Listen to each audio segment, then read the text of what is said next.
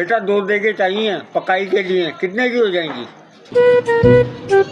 हाँ चाचा, 2 देगे चाहिए, मिल जाएंगे 2 देगे। हाँ बेटा 2 देगे चाहिए, पैसे तो बता दो उसके। अरे चाचा, बात ये 5,000 रुपए की 2 देगे पड़ेंगे तुम्हारे को फाइनल। और अभी हमारे ने ना अपनी दुकान में लगाई हुई ऑफर, 3,000 रुपए की 2 देगे मिल रही है सिर्फ किसको? खूबसूरत लोगों को। अब बता दो कितनी देगे दूंगी? ऑफर लगाइए खूबसूरत लोगों के लिए।